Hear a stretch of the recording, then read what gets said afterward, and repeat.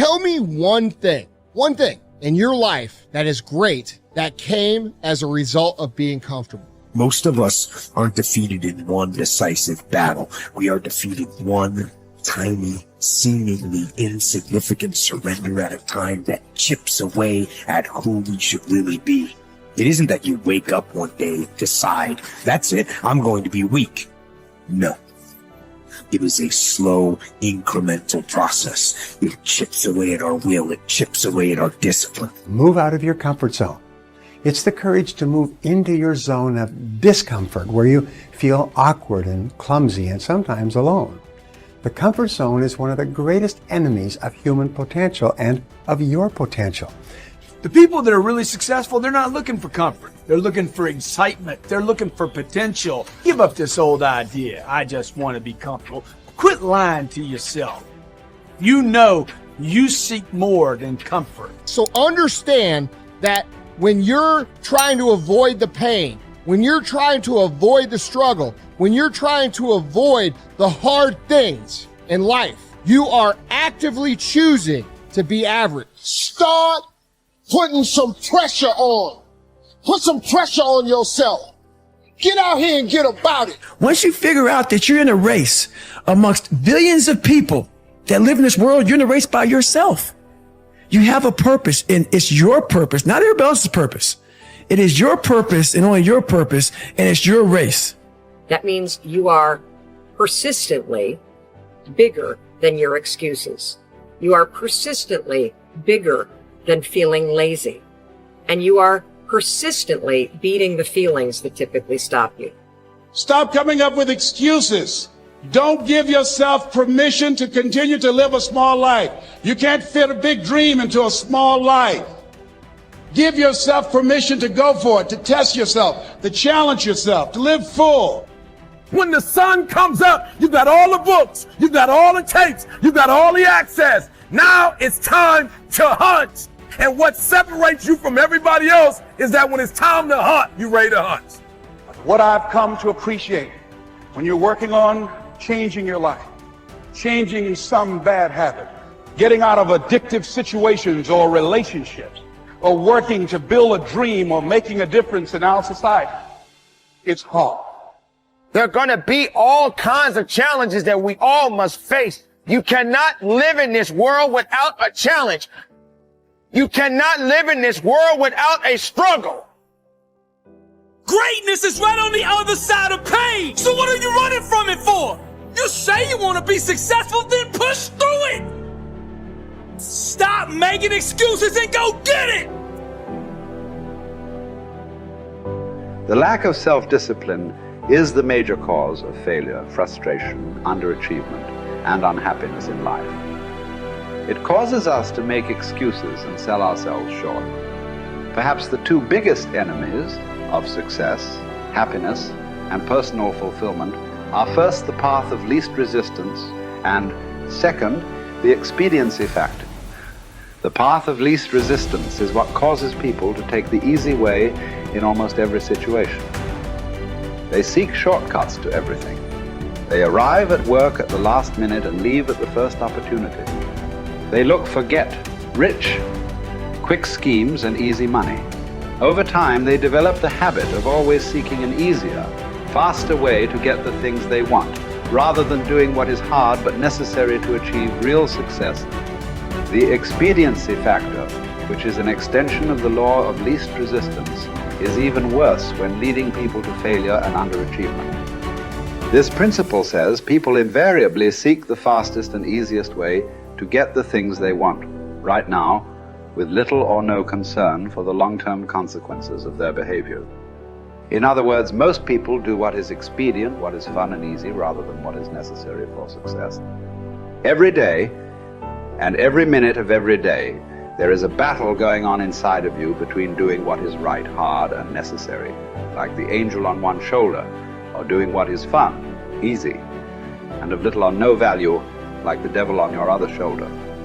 Every minute of every day, you must fight and win this battle with the expediency factor and resist the pull of the path of least resistance if you truly desire to become everything you are capable of becoming. And then when you see people take on more responsibility and decide that they're going to aim up and confront their suffering honestly and forthrightly, that their lives get better and the lives of people around them get better too. And so that's very strange as well, because it also means that the pathway to less suffering is through suffering, right? And that would be hopeful if the world was constituted that way. It's like, well, there's suffering. How do you make it worse? Run away. How do you make it better? Confront it. Yeah, but it's suffering. It's like, yeah, but it's there. There it is. It's right there. It's a precondition for existence or something like that. And it's like you have something important to do as well. And you confront it, and that's the pathway to transcending it. We need to figure out, like, now, today, what is, the best way to live your life? What is the, there's got to be ways you can be putting forward the most positive energy. I mean, we know objectively what's causing pollution. We know objectively what's causing birth defects, and we're taking in too much chemicals and not enough vitamins. We know objectively all this stuff. We know how to organize our world, and yet we don't do it. We know how to organize our health, and yet very few people do it. We know all these things. The right path to being a happy, healthy person is to do all the shit that we already know you're supposed to do.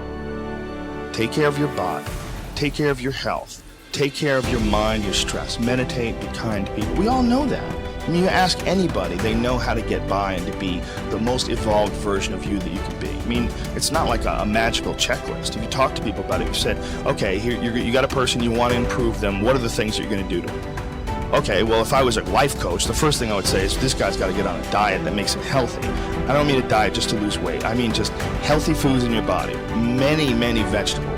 Start working out your body and get a better sense of how this machine feels when it's moving, it's flowing better, there's less tension in it, your mind feels relaxed and you enjoy every single moment of the day better. Step 1, everybody knows that step, right? What's step 2? Be cool to people. Be nice to as many people as you can. Smile at as many people as you can. Have them smile back at you. Tip well when you go to restaurants. Just do the most you can. Be as nice as you can and just still manage to not have people walk all over you. Just get through this life as nice as you can. The average human is capable of unbelievable improvement. That's the thing that's my superpower. I don't think I'm special.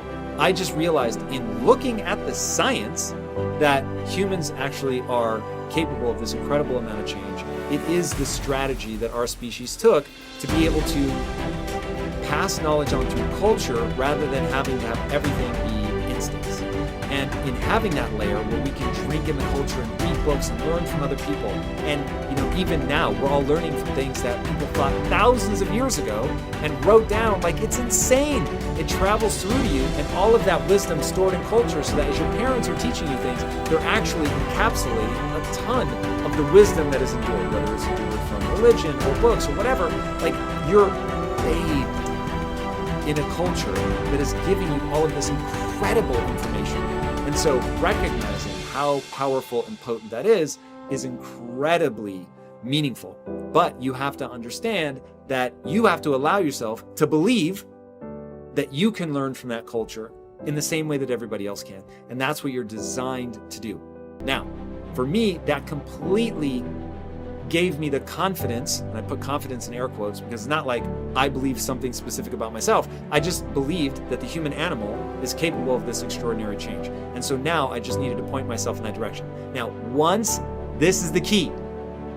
Once I realized that I could get better at anything, it dawned on me that how I spend my time is a spiritual consideration. And I didn't want to die with potential that I failed to turn into skill set. That to me, that speaks to me. How much of my potential can I actually turn into skill set and get good at this stuff and push and grow and improve?